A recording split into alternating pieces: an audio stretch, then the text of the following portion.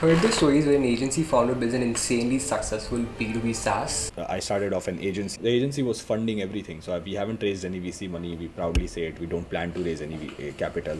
We just bootstrapped it from agency cash flow. This guy did exactly that. I sat with him to understand how he built the platform as a non-tech founder, how he got his first few customers, and how he's growing the business today. Hi everyone, I'm Yash. I'm the founder at Saral, an influencer marketing platform for e-commerce brands. So any consumer brand, when they want to partner with influencers, there's a lot of operations that happen on the back end. Like you have to find them, reach out, negotiate a deal, send them a contract, send them payments, ensure that they're delivering, track all of that.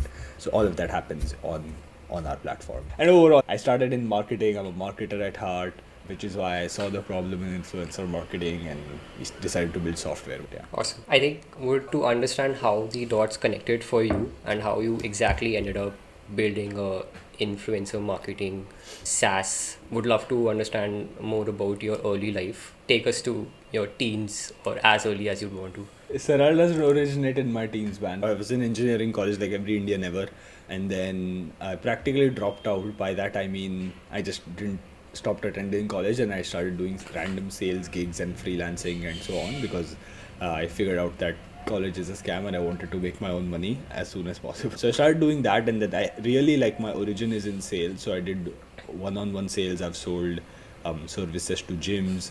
I've sold credit cards at fintech companies and so on. So I did that in my early career. From there, I went into marketing. I did some marketing roles. From there, I started a marketing agency because I grew a couple of companies, put them into say Y Combinator and so on. So we were successful as an operator and figured out that I could replicate that model for a lot of other tech companies and e-com brands.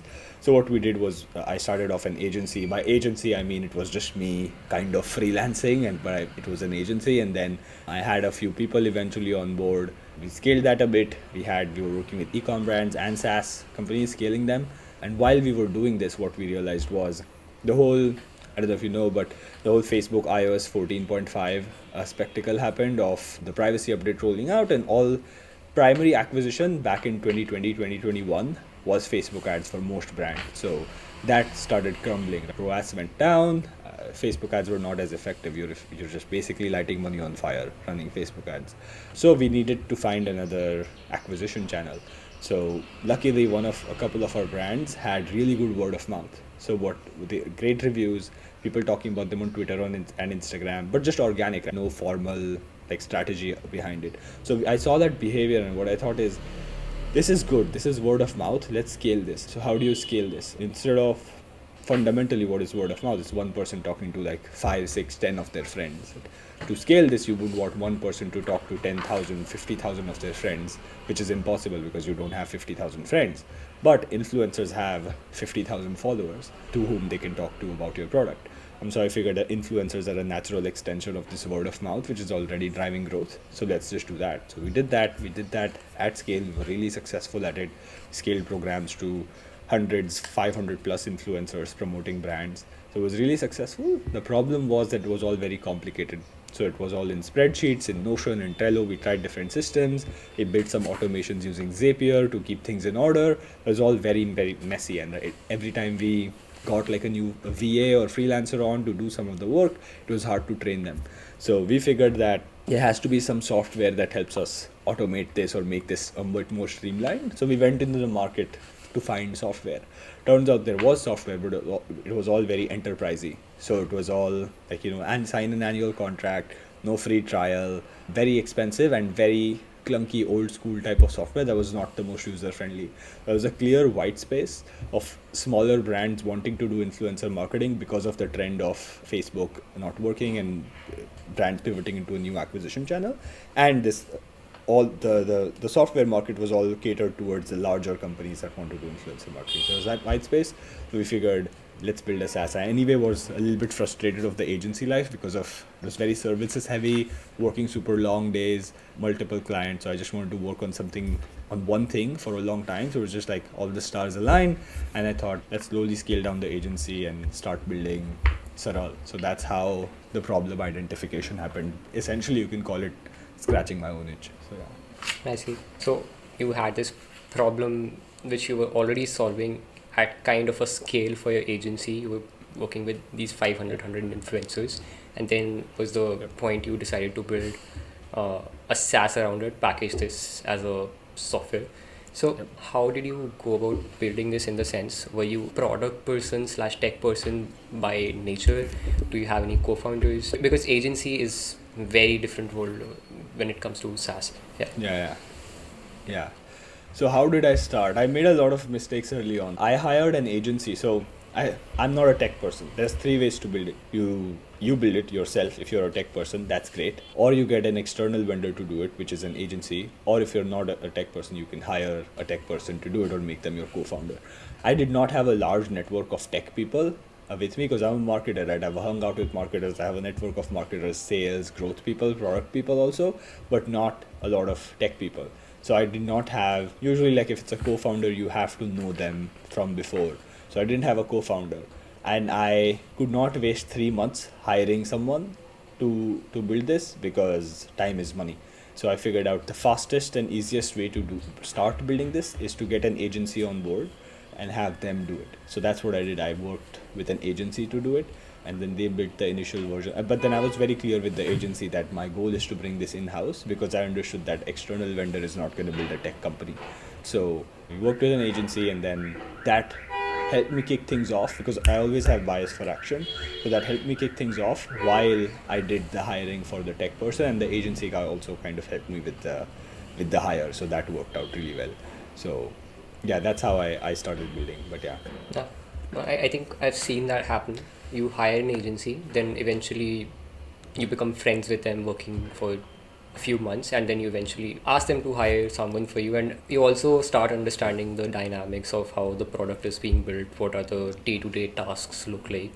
So do understand that transition from you as a non-tech person getting a product built.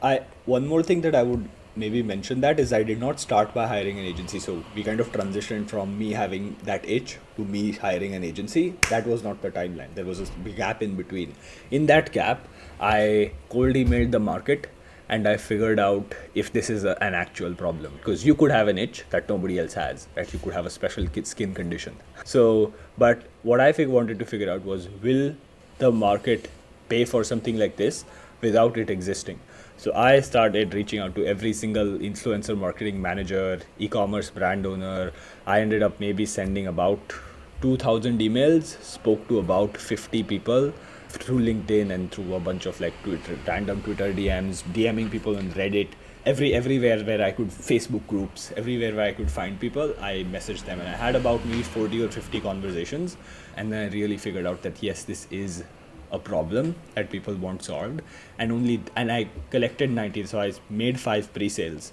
So I told people that it's going to be priced at $99 a month, but if you pay me a one-time fee of $99 now, we'll build it in 3 to 4 months and we'll deliver it for you, and you'll get 2 months access when we launch it. So I made 5 pre-sales, so 5 people actually bought it, and then only did we start hiring the agency and doing the building. So I validated it before we actually started writing code. So that's an important step that many people miss, which is why they end up pivoting a lot from their main goal after they start. So. Got it. The concept that you just described is very new to someone like me as an engineer. What I would do is I would build something and then just launch that on Twitter, product hunt, and see if I can get traction. I've done this a couple of times. But what you're saying is that you actually started to clock in money in the bank and make sure that people are paying for this. And it's very interesting to hear that you offered them a one-time payment. Yeah, because I wanted to.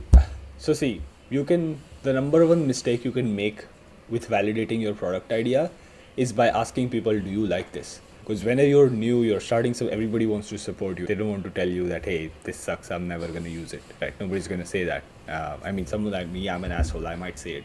But like most people are not going to say it. So the best way is if people have skin in the game. So are they willing to transact with you for something that doesn't exist? For a it doesn't have to be $99. It could have been $10. Right? If they put money, that means that there is some validity to your claim. So that is why I said that you have to pay. And I made it a no-brainer. So it's like, You pay 99, you get 2 months access. So essentially you're paying half the price. You're paying $50 a month. It's going to be $99 a month. And the people who had the most pain ended up paying. So that's why I made that offer. And obviously I added a refund guarantee that, hey, if we don't deliver, you don't like it, we'll refund it to you. The point is to get them to transact. The problem with, so code is expensive. As an engineer, you maybe don't think code is expensive because you can just write code, but in terms of your own time, code is expensive. You launch something on Product Hunt, it doesn't hit. Put it on Twitter, it doesn't hit. What are you going to do? You can't really necessarily even sell it to someone then, because it's like nobody wants to use it. So that becomes an issue. So the cheapest way to validate it is by just talking to people, and you'll figure out really fast. So the best way, so like a lot of founders or indie hackers tend to hide from the market because they think that they would build a product that the market would naturally want. But maybe there is a need, but it's not what you are building. I remember having this conversation with someone, and they said that I think they were going to launch some sort of an app for something. And I said, maybe they don't need an app. What if they need a course? Maybe it's not an app. What then? Do you still solve that problem or no? So then it becomes, so this you only figure out after you talk to the market. Maybe it's not a $9 a month app. Maybe it's a $1,000 one-time fee course that they sign up for. Maybe the $1,000 course also is a better business because it's more LTV. So yeah, you have to talk to your market before you build. I just fundamentally, even now, before we launch, like we have a product now and it's live. Before we decide on a roadmap or anything or any major features that we're going to launch, we speak with customers. We ask them like, hey, do you need this? What are you currently? And if you ask someone, do you need this? They will say yes, because everybody needs dark mode. But like, what are you using right now to currently solve this? And then if they say, oh yeah, I'm using spreadsheets, and then I hired a Zapier freelancer to kind of set up this app for me, and then it's all automated. So if they're already doing that behavior in some way, it's a very, very positive sign to build something that scratches that problem. So, you mentioned you reached out to people over LinkedIn. Now, specifically, were you already trying to target the exact same people which you would have targeted?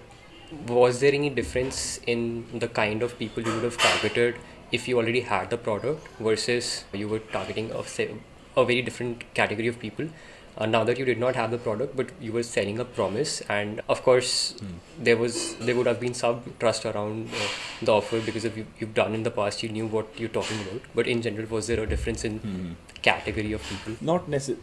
There can't be a difference in category of people, because then you are just targeting the wrong market that won't buy. So it has to be the same people. So you would target them on LinkedIn, and I would say something like, hey, I would describe the problem. So I would say something like, hey, not looking for, the first thing that people think when you DM them on LinkedIn is you're selling them something. So I would write something, if I remember my message correctly, it was something like, hey, I'm not looking to sell anything, but I saw that you are an influencer marketing manager at X brand. I spoke to 5 other people this week, and they told me that managing hundreds of influencers in spreadsheets is a large pain for them. It's very time consuming for them. Do you agree? Question mark. And then I would just maybe write something like, I would love to have a 20-minute conversation with you, happy to pay for your time. Something like that. And most people responded to it with a, yeah, it is, or yeah, but we use software for it, something like that. And some of them hopped on a call with me. So yeah. Got it. Do actually people ask for a payment? I guess they would naturally not. Nobody asked, but yeah. But I mean, I'm happy to pay for it also. How much? It's going to be $50-$100 maximum for 20-30 minutes, but it's valuable. So either they tell you no, which is more. Another tip for people who are trying to validate: try to get to a no before you try. Don't try to validate. Try to invalidate. So I would actually ask them counter questions, because if you ask them leading questions like, is this a problem? They would say yes. Yes, it is. Like, obviously, if I tell you, like, hey, if you imagine you're managing 200 influencers in spreadsheets, is that a problem? Like, yes. But then maybe I could reframe it and ask something like, how many influencers are you managing? And you would say something like 115. And how do you manage them in spreadsheets? And how much time do you spend updating all the rows and records? And you say like 5 hours every day. So that's, you uncover pain that way, right? Versus if you ask something like, hey, is this a problem? They're going to say yes. Right, because that's a leading question. Try to invalidate, try to say, like, even if they say yes, it's a problem, and try to invalidate it by saying, oh, but what if, have you not tried using software for it? It's a pain, they would have tried to solve it. So otherwise it's not a pain. They're saying it's a pain. So if they've tried to change it, then is when the real insights. It's like, yeah, we tried signing up for this like insert large company here, but they're very expensive. I didn't really like their sales process. I didn't really like that tool. Or yes, we've used tools before. They don't really have very high quality influencers. They would tell you more of this stuff when you try to invalidate. But when you're looking for, one of the biases that we have as founders or entrepreneurs is we think our ideas are great. So we tend to look for evidence that supports our ideas. As a good founder or a product builder, you have to look for evidence that contradicts your ideas, and trim away your ideas so that all that you have left is the truth. I think that is like a very fundamental core skill that many people miss. They end up even validating it, quote unquote, and feeling good about themselves, and they build it and nobody buys it. So yeah. Probably 20 minutes in, and I've probably had the lesson I wanted to out of this conversation. So this is exactly me trying to just sell what I already have and never thinking from the perspective of how do I really understand why this might not be a fit. Correct. Yeah. Even on our sales calls now, we would try to disqualify them. We would say, what are you using right now? Oh, you're only doing 10 influencers? Fine. Like, you should just use spreadsheets right now, because it doesn't make sense for you to pay for this. That one builds trust, and two helps you understand maybe even managing 10 influencers is a problem for some reason. Here's why. And then that's how you would do it. But yeah, 100%. This was kind of your bridge to accumulating some cash, some validation, not necessarily cash. You probably said you got five people in for $99. That's $500. But again, I think what's more important is you got people to swipe their credit cards. Now, you mentioned you then started working with the agency. How did you find the agency? I think on LinkedIn, or I just searched on Google, like regular, like nothing special here. So I just like probably searched for them and found them. And I worked with them because they were boutique. They were not a large agency with a lot of developers. They were also up and coming. So it was like they had that hustle in them to deliver with larger agencies, like hundreds of developers in them. They don't necessarily fit. So we wanted someone who was hustly. They were also young guys.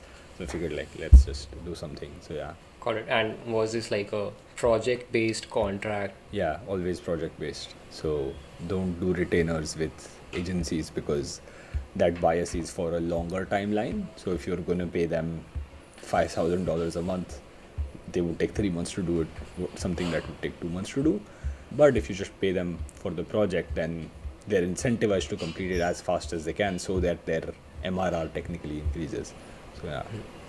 No, that's a valid point. These days, all I see everywhere is design subscriptions, unlimited requests for 3K, 5K. But like you said, they're more incentivized to just take this as a project, finish it as fast as possible. Of course, I think you must have had some sort of ref spec wherein you outlined everything with respect to what your expectation was. And were your expectations met? With the agency, no. So, but I somewhat expected it. So, yes, like my bad expectations were met. But they served their purpose. My purpose was to get the ball rolling and buy me time while I hired someone in-house. So that's what I did. So they did get the ball rolling, and we had some initial code written and the GitHub repository created and all of that. The initial, very bare bones P that the agency made, which then my full-time hire refined, and then we kind of started showing it to these resale customers and getting feedback and all of that. More on the agency side of things, so people know what they're getting into. You mentioned that your expectations were not entirely fulfilled, but you did get to a base variant / MVP version. You had the basic setup enough for a full-time hire to come in and start contributing to it and build the product from there. And this is 2020 or 2021? This is 2022. 2022. What price did you start your product with? Good question. We've consistently kept increasing our pricing, right? So we started at $99 a month. We launched at $99. If I'm not wrong, it was at $99 for a good 6 months, and we increased it to not 6 months, maybe 4 months, and then we increased it to $199. Oh no, we increased it to $150 a month. Then we increased it very quickly after that. We increased it to $199. Then after that, we increased it to $299. This was throughout 2023, and now in January 2024, it's now $499 a month. Reason for price increase is because we build more features, it makes the product more valuable, unlocks more value for our customers, and a higher price tends to attract a better quality of customer. So those are the two reasons why we kept increasing pricing. And the good thing is we didn't see any price resistance at all. So we just kept increasing it. So yeah. So it's super interesting because for us, I mean, talking most of indie products or tech products in general, what we've seen as maybe the audiences slash the businesses that we're targeting are very different, but the max we'll go is from 9 to 19 or 19 to 49. Like 29. Yeah. It's hard. That's the problem with indie hackers and indie businesses. It's hard to scale. You like imagine getting to like 1 million ARR with a $29 product or $20 a month product. It's hard. Like, how many customers do you need? Especially if you're not good at marketing. Like, marketing and sales is the job of is essentially getting customers. If you're bad at customers, you need a product that you can sell to less people and make more money. That means you need a higher priced product, which means you need to also pick problems that are higher impact. Like, I see a lot of random apps being created, right? Like another productivity tool, another task management app with some different flair to it, which is fine if you're new, you're experimenting, go for it. Like, I'm not like, not everybody wants to build a 10 million ARR startup. Like, you're fine with 10k MRR, and that's good for you. You're a young person, 2-3 people in the team, perfect. Like hustle. Like, everybody starts somewhere, right? Like, my agency wasn't a $1 billion agency, so that's good. But don't make that a way of life. I see a lot of like 40-year-old indie hackers selling like $2 a month product. It's not gonna work. So yeah, I think selling higher ticket is always better because you get to solve higher impact problem, and frankly it's also more fulfilling because I check in with Saral customers, and I see their dashboards when they share their screens, and they've made like $100,000 in the last 6 months. So some like 2 days ago somebody had made 257k euros. They're a London-based brand, and they've been with us for maybe 8 months. So that is when you sell. Yes, it's $499 a month, and they've paid us $5,000, but maybe they've made 250k. So that's a much higher impact business to have and an app to build. So yeah. Yeah, this is such a valuable insight over here. Sure, you can price the product higher, and you did price the product higher every couple months, but you were also building high impact, high business value features.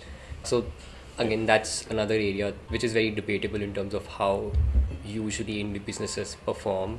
And I think being a marketer, it was more natural for you to pick those problems. And of course, your experience working with these problems for the last few years helped over here. Yeah, and almost anything can be I mean, I'm exaggerating, but almost anything can be a high ticket product, in my opinion.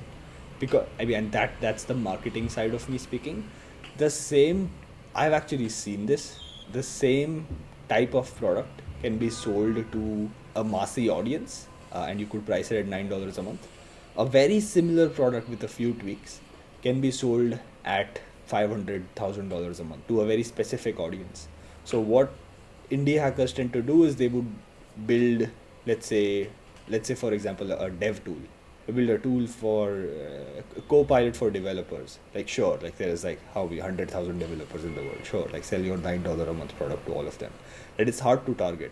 But if you make an AI Copilot for PA engineers working on this particular domain of biology, I don't know. It's a similar tech, but you would sell it to individuals who are very specific, which means you can price it higher. So it could be, so let's say something like as simple as time management. So let's scrap SaaS for a while. Let's say you're making a time management course. You could sell a time management course to anyone. So you could sell a time management to college students, which is fine. They need help with time management. It's a large market, lots of college students. But you would have to price it at $10 because college students are not going to pay more for that. But you could make time management for busy CEOs, and they would pay like $5,000 for it because their time is more valuable. So if you save them like 2 hours in a week, that's more valuable than whatever 5k they pay you one time. So it could be the same concept. It could be time block your day, make sure you get your deep work in, make sure you're not distracted, even schedule your distractions, all the same concepts, but just a different market. And you could price it so differently. So I think that's a fundamental shift that people have to make, is just like be more specific and focus on where can I apply this that will have the most impact on somebody's life. So yeah. We had Noah Kagan on the show. He had this course called Monthly 1K. He mentioned that he had this priced for $5 and all the way to $500 initially. And Yeah. the people Yeah. who kind of made the most of the course were directly proportional to the people who kind of paid more for the course. Paid more. That's also another way of looking at it. One of the things I also realized in my marketing journey is price is part of the value you offer to your customer. So if you're selling something for $9 a month, let's just say something more realistic, you're selling something for $20 a month, it says something about what they are gonna get. Let's just take any example. Let's take a time management app that you pay $10 a month for, and let's just take that same app and assume you pay $200 a month for. You're gonna like really use all the features because you're like, shit, I paid like $200 a month for it, I better make the most out of it. You're paying $20 a month for it, you're like, I'm fine losing this, I don't care. So almost what I've found is that pricing is part of the value you offer your customers. So if you price your time management course at $5,000, it attracts people who value their time at $5,000, which means they will actually do the course and make the most out of their time. But if you price it at $10, it attracts people who don't really care much about their time, and they're going to sign up for the course and not do anything with it. If you think of pricing conceptually, think of it as a tag on top of the product. I like to think of it as part of the product. Like what you price the product as is actually part of the value of how valuable the product is to the other person. So yeah. No, I agree. What are your channels of acquiring customers today, and how are these different from probably a year ago, and what are your learnings from with respect to acquiring customers? Yeah. Early on, we did some cold outreach. We're seeing that be less and less effective as we go ahead and scale. So right now, also our price point doesn't justify it. So like I said, you can't run Facebook ads to sell a $20 product. You can't have a sales team sell a $499 product per month product. You need at least a $15,000 to $20,000 a year ACV SaaS to have a commission structure that makes sense, to justify a sales team and the expense that comes with it and so on. So we're not a sales-led product. So that was a good learning for us, is that outbound sales, unless we just increase pricing so much and go enterprise, it's not going to work. So that was a learning. But obviously, like it works. Like in the early days, you're looking to get some customers. You're not looking to establish sales process. Like you're looking to send 1,000 cold emails and get 2 customers to buy. Even if 2 people buy, you have something. So that was the goal, and for that, cold email is good. So I won't say don't do it, but it's not a reliable long-term channel for us right now. And for most other SaaS companies, especially if you're in the indie space and you're like $100, $200 even, direct sales is not going to be the channel that really scales you, but definitely do it because it's a good chance to have conversation with people and get feedback and so on. So definitely do that. If you're selling a $10 a month product, have conversations with your customers because you'll uncover insights. Frankly, now a lot of our growth comes from word of mouth. So people talking to other people about it. That's one of the best things, and this is probably committing, all the marketers are going to hate me for this. All your audience is mostly tech people and indie hackers. So if you build a good product, the marketing kind of takes care of itself. If you're a bad product, you would have to push it with marketing. And consumers are very, very smart now. There was an era in like 2015, 2021 around where you could slap marketing on top of a shitty product and scale it. Times have changed now. People are really, really being savvy. Again, it's the bear run. Everything's going to crumble. There's wars. The economy is bad. So people are going to be very selective with how they spend their money, which means it's a good chance for great products to stand out. So if you're a tech person or a product person, it's a really, really golden time for you. It's like the marketer era is a little bit is fading away, and it'll come back. It'll be back again with the bull run. The marketing era will come back in a few years. But if you build a great product, people will start talking about you. And one of the mindset shifts that I've had is to treat every customer like they are your only marketing channel. So if somebody onboards with you, how would you treat them if you knew that you cannot spend a single dollar on marketing and the only way you could get customers if this person talks to 5 of their friends about you? What would you do different in your product? What would you do different in your onboarding? What would you do different in your sales process, in your pricing, in everything else, in your support, and so on? So if you do that, that changes a lot of things. So we get word of mouth as our channel, and then a lot of content. So if you've seen our website, there is a large academy. I like to say we wrote our first line of content before we wrote our first line of code. So the content has been just there for 2 years. So obviously that's SEO value. So we rank on search engines and we get customers from there also. So yeah. Got it. Again, value bomb right there. I think I've not seen many people focus on this or even talk about this.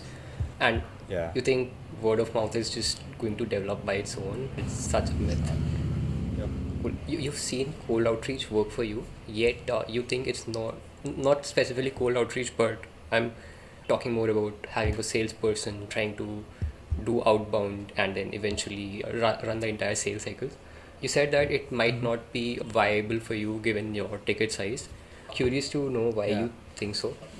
$4.99 a month, you get 2 customers. You have kind of covered the ROI if the customer stays even for 3 months. Correct. But as a channel, it's very inefficient. You have to send those thousands of emails. You have to reach out, and then some people book a call, and then they're not very interested. It's frankly one of the worst ways to target people, in my opinion, because for nobody likes receiving cold emails anymore. Right? They're like, I hate it. Even if it's relevant to you, you're like, it's another task for me. I'm a busy founder, and you send me a cold email. It's like, okay, like I have to do another thing now, another thing to worry about. What is this? Right? That's the frame you approach it with. So that's one. You don't. So one caveat to this is if you have intent data. So if you really know somebody has a problem, like they tweet it out, like, because I mean I've done cold outreach. I do it on Twitter all the time because I'm on what's called DTC Twitter. So people would post about, hey, what are your recommended influencer tools, or we're hiring an influencer marketing manager. Does anybody know someone? That is a trigger. So I would DM them, say, hey, and just soft selling, not hard selling. So it's like, I have a network, I can connect you, and something like that. Or if they're specifically looking for a tool, like what are your tools for influencers? And I would add a comment, DM them, send them like, hey, here's a free trial link, try it out, let me know, etc. All of that. That works because then the person is interested. But at scale, you're targeting 10,000 brands in the next 2 months. You don't know how many of them need it. There's always 3 segments to a market. Usually, I think I've read this somewhere, but 3% of the market is looking to buy right now. And another, like maybe 70% of the market kind of somewhat knows the problem. They're not interested. Right? If you go to any brand right now and say, hey, do you want hundreds of influencers promoting you? They're not going to say no. So most of the market is going to be interested if you have some product market fit. It's just not now. So if you send blast cold emails out, it's not going to work because even if they are a good fit, they're not going to sign up now. So it's very inefficient that way. And the bottom, like maybe 27% of the market is a little bit, they just don't care or they're not a fit or something like that. So cold email kind of just goes after this whole segment versus content does not. Content goes after that top 3% of market that's looking to buy because they're searching, they're having the pain, they're in the market right now. That's what content does. So does Google Ads, for example, which is a great channel that we haven't experimented with yet. But somebody is, if they're searching, they are very, very high intent. So that's what I would say is why I think. And yes, we could have salespeople, but because we're like kind of at that brink, and we do have higher plans, right? We do sell a $999 a month plan also for larger customers with more features and more data available, but it's not our primary plan right now. So to scale that predictably with salespeople is difficult. So the economics doesn't make sense at scale because if you're hiring salespeople in Europe or in the US, which is our primary market, it becomes difficult. You can't pay like a 70,000 base plus 50K in variable on that. So yeah, you would need a high ticket. You need a 20-30K product. So yeah. Makes sense. By the way, 100% agree with you on intent and timing in general being super critical over here. Would you want to share some of your numbers around how you grew Saral, numbers around your early journey, so that people. Yeah. When you said you had some validation at $500, but what kept you going? Given I'm assuming that you were already having a nice paycheck with respect to agency or the kind of things you were doing. So what really kept you on it while you were building it for? Because it was a long journey for you, working with agencies, working with hiring people. Yeah, good question. So I don't know what keeps me going is a very interesting question. I don't know. I just am that type of person who just wants to keep doing more and more and achieve more. Like it never ends for me. So it's just that. It's like okay, you wanna build more things, you wanna drive more value, obviously make more money, and so on. So that kept me going. But also I kind of was done with the agency life. I did it for maybe around 2 years, and then it was very ops heavy, very people heavy. Yeah, I just didn't like the services, selling services as a model. So I was like, okay, we need to pivot out of this. And we did a bad job of, we sold everything to to most people, or like we will do growth was the promise. We did it, so it was not like it was wrong. It was just that it was not very specific, so I couldn't really set a lot of SOP until we went into influencer marketing as a way. We really systemized that, but all our other services were just all over the place, and it was bottlenecked by me, which is a common mistake that a lot of agency founders make. So don't do that if you're running an agency. But I was just done with that life. I didn't think it was worth it to fix that, because the return on that was not that high. Like how many clients can I get? I don't want to build 100 people agency. It's just not what was aligned with me. We've grown SaaS apps at the agency also. So I was like, I've grown other people's SaaS companies. Why not I grow my own? So that's what I did. And to answer your initial question on the $500 pre-sale, there were no sales for about maybe 8 or 9 months after that. So we got all the pre-sales in February, started validating it in December, January, got the pre-sale money in Feb, really started building it in March, and then up until December we didn't really launch. So yeah, there was no revenue after that. So, but we didn't stop the agency, right? So it was in maintenance. So it wasn't like we just stopped. We just focused fully here. Always keep the lights on. Let the cash cow run, and then now it's shut, because now Saral makes enough money to take care of that. So the agency was funding everything. So we haven't raised any VC money. We proudly say it. We don't plan to raise any capital. We just bootstrapped it from agency cash flow, and it's a great way to do it. Like you could sell services, because services are usually higher ticket. Like done for you is always going to be higher ticket than DIY. That's how we did it. That's how we scaled. There were no sales for while we built it. It took a long time for me to build it because I'm not a tech guy, and there were lots of delays and so on. Usually the adage goes that you have to budget for twice as long as what developers would tell you. So learned that the hard way, but eventually launched, and since then we've scaled pretty like faster than I expected. Like we have over 200 customers now, almost within a year. It's been 13-14 months since launch. So yeah. Nice. And the split is more of e-com customers at the moment, or more of SaaS businesses? Yeah, more e-com. There are a few consumer SaaS apps that use like meditation apps. There are some like women's wellness apps that use us, but mostly it's almost 99% SaaS. So of the 200, maybe like 195 are e-commerce and 5 are consumer SaaS applications. And we've had SaaS companies try us before, but we are not really. Influencers as a channel for SaaS is pretty, unless you're consumer SaaS and you're high ticket consumer SaaS, difficult. By high ticket consumer, I mean at least $50 a month or something like that. $30-40 a month. Influencer market, because you'd have to pay influencers to promote you. So that's difficult unless you have money from venture capitalists and you want to build a brand and you have a mission and you just are treating influencers as an awareness channel. Then it's good, because it always helps to have some trustworthy influencers promoting you, have some budget allocated to it, let it run on the side.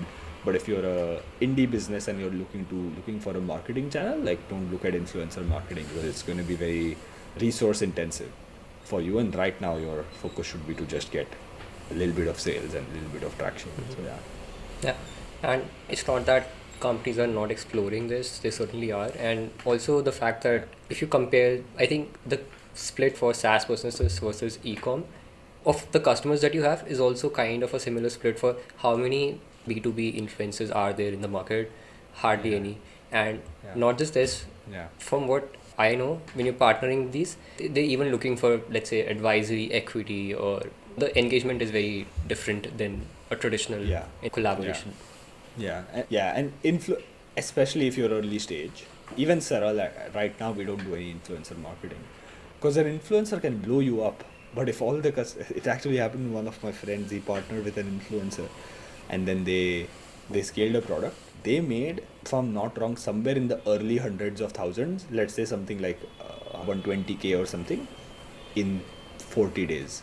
Essentially 100K MR. And then I told him, listen, this is an influencer. You have to make sure influencers are good for course sales and one-time sales, like high ticket product, one time selling something for like, $1,000 and up, get the money, right? Like they'll sell it for you.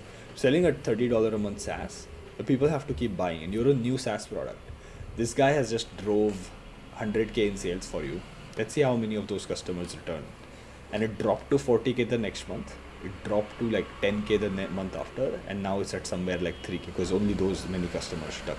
So it was a good cash grab. Like, yeah, sure, you made 100K, but it's not a business. Right? So even as a strategy, unless you really know who your audience is as a SaaS, and it usually takes a couple years for you to figure it out, you don't want to scale it with influencers. So yeah.